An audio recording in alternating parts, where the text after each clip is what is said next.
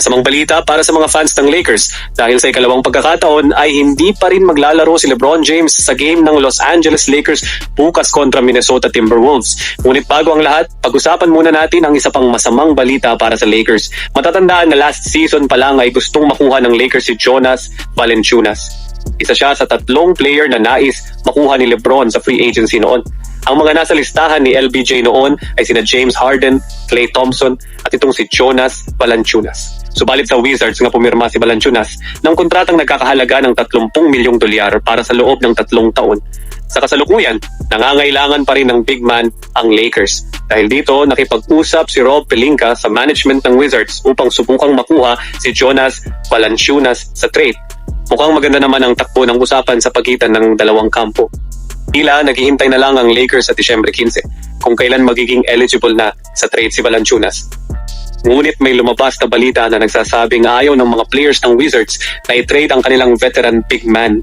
Interesado umano ang Wizards na panatilihin siya sa long-term contract dahil sa kanyang leadership na malaki ang naitutulong sa kanyang mga batang teammates.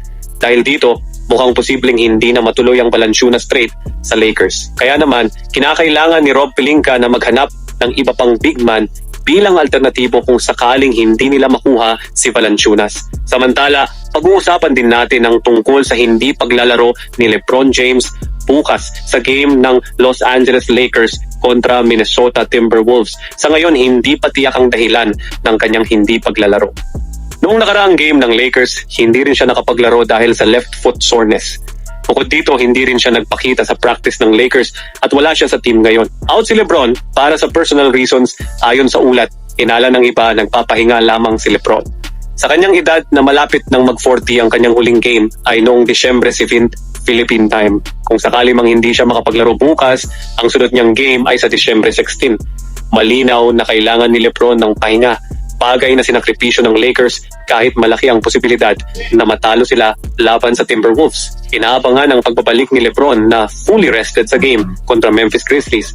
Gayunpaman, mainit ang mga trade rumors ngayon na may kinalaman sa four-time MVP at sa Los Angeles Lakers. Hindi malinaw kung konektado ito sa kanyang hindi paglalaro o sadyang nagpapahinga lang talaga si LeBron.